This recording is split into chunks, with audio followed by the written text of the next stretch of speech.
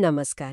आजी आमे अनिता देसाईंकर गोटे बहुत प्रसिद्ध उपन्यास क्लियर लाइट ऑफ डे भितरको माने टिके गभीर को जिबा। हाँ नमस्कार एटा बहुत बहुत चर्चित उपन्यास आम पाखरे एक अध्ययन गाइड्र किछि मुख्य अंश अछि तेबे एटा आमको साहाय्य करिबो देसाईंको लेखा शैली और केमिति से समय को व्यवहार करिसंते और चरित्र मानक कथा। हाँ सेटा ही मुख्य आमर लक्ष्य हेला ए जटिल कहानीर कौन कंती मूल कथाटाकू धरिबा।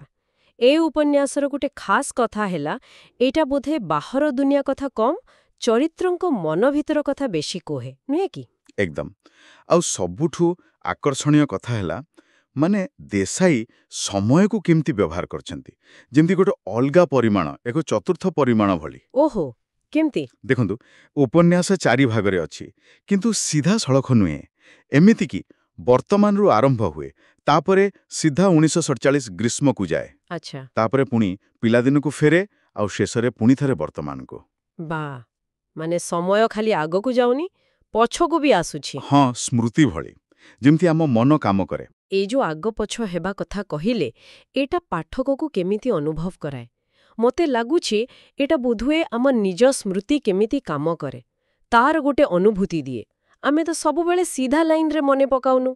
एकदम ठीक ए जो नॉन लिनियर स्ट्रक्चर एटा देसाई को वास्तवता को भिन्न भिन्न दिगरु देखेबा को सुजोग दिए आ से गोटे विशेष कौशल व्यवहार करंती कोटा जाकू कुआ जाए स्ट्रीम ऑफ कॉन्शियसनेस बा चेतना प्रवाह। अच्छा सेटा कोना माने आमे सीधा चरित्रंको मन भीतर को पसी जाऊ तांकर अधा अधा चिंता हठात मने पड़ुथबा कथा भावना सबु जेमिति सीधा आमे अनुभव करू। ओहो वास्तव जीवन भली हाँ घटना सबु जुक्ति रे नहीं भावना सूतरे बंधा हैला भली लागे। ए जो आंतरिक जगत कथा कहिले एटा देसाई को तांको समयर अन्य लेखक मानकुठु केमिति अलगा करूथिला। हाँ एटा गोटे भलो प्रश्न देखंतु सेतेबेले अनेक लेखक बाहरर जिनिस जेमिति समाज राजनीति ए सब ऊपर फोकस करूथिले किंतु देसाई से बेसी आग्रही थिले मणिषर भीतर दुनिया रे तार स्वप्न तार आशा निराशा असहायता ए सबु माने मन भीतरर कथा। हाँ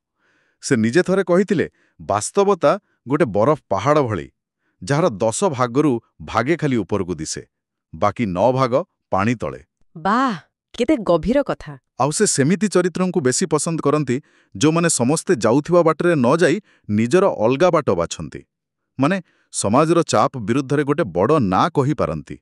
एही भीतर दुनियार सबुठु जीवंत चित्र बुधरे दुई भौणी बीम आउ तारांक भितरे देखिबाकू मिले नुहे कि निश्चित भावे सेमानक संपर्क ही उपन्यासर मेरुदंड कहिले चले दुई पूरा अलगा। हाँ बीम बड़ अविवाहिता निज गोड़रे ठिया जण शिक्षयित्री और तारा सान विवाहिता टिके कौन कहिबा अस्थिर। बीम जेमती वास्तववादी दायित्व नेबा लोक परिवारर बुझ। हाँ विशेष करी बाबा तांको होटिस्टिक भाईंको दायित्व तो पूरा तांको उपरे आउ तारा से जेमती स्वप्न दुनिया रे रहे ठीक पिल्लादिने परी काहानी रे हजी रहुथिला वास्तवतारू दूरे रहिबाकू चाहुथिला आ बड़ हैला परे विवाहकू ही से परिवारर अवहेलारू मुक्तिर बाट भावी नेला।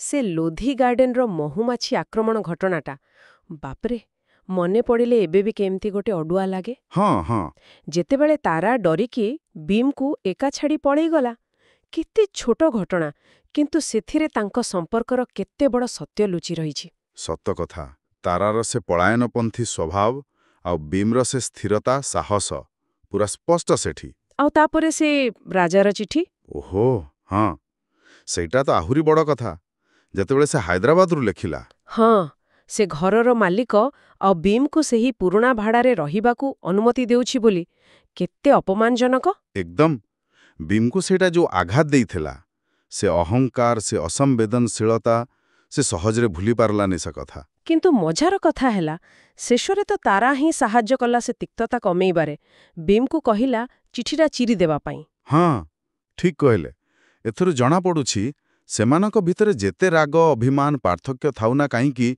गभीर बंधरेटिए भी अछि। निश्चय कारण सेमानकर गोटे साझा अतीत अछि एकाठी बितेइथिबा अनुभूति अछि जाहाकू बाहरर केही बुझी परिबेनी। तेबे एसबु आलोचनारू आमे कौन शिखिलु बोली कहिबा clear light of a day कौन खाली गोटे परिवारर कहानी ना ना बिल्कुल नुहे ଏହା ତାଠୁ ବହୁତ ବେଶୀ। ଏଇଟା ସମୟ, ସ୍ମୃତି, ସମ୍ପର୍କ ଆଉ ନିଜକୁ ବୁଝିବାର ଗୋଟେ ଗଭୀର ଯାତ୍ରା। ହଁ, ଦେଶାଇଙ୍କର ଯୋଉ ଅଲଗା ଢଙ୍ଗର ଲେଖା ଆଉ ଚରିତ୍ର ଚିତ୍ରଣ, ସେଇଟା ପାଠକକୁ ବାନ୍ଧି ରଖେ। ଆଉ ଶେଷରେ ଗୋଟିଏ କଥା ମୁଁ ଚିନ୍ତା କରିବା ପାଇଁ ଛାଡ଼ିଯିବାକୁ ଚାହିଁବି। ହଁ, କୁହନ୍ତୁ। ଉପନ୍ୟାସର ଯୋଉ ଶେଷ ଦୃଶ୍ୟ, ଯେତେବେଳେ ବିମ୍ ସଙ୍ଗୀତ ଶୁଣୁଛି ଆଉ ଅନୁଭବ କରୁଛି କେମିତି ତା ନିଜ ଘର, ସେ ପୁରୁଣା ଘରଟା ହିଁ ସମସ୍ତଙ୍କୁ ଏକାଠି ବାନ୍ଧି ରଖିଛି, ସେମାନଙ୍କର ଅଲଗା ଅଲଗା ଇତିହାସ ସହିତ। ହୋ। ଯେମିତି ସେଇ ମାଟିରେ ଅତୀତ ଆଉ ଭବିଷ୍ୟତ ଦୁଇଟା ଯାକ ସମୟ ଏକାଠି ମିଶି ରହିଛି। ଏଇଟା ଆମକୁ ଗୋଟେ ପ୍ରଶ୍ନ ପଚାରିବାକୁ ବାଧ୍ୟ କରୁଛି। ହଁ ଯେ, ଆମ ନିଜ ଜୀବନରେ ଏମିତି କୋଉ ସ୍ଥାନ ବା କୋଉ ସମ୍ପର୍କ ଅଛି ଯାହା ଆମ ଅତୀତ ଆଉ ବର୍ତ୍ତମାନକୁ ଏମିତି ଭାବରେ ଧରି ରଖିଛି, ଆଉ ସେଇଟା ଆମ ପରିଚୟକୁ କେମିତି ଗଢ଼ି ତୋଳିଛି। ବାଃ, ଏଇଟା ନିଶ୍ଚୟ ଭାବିବାର କଥା।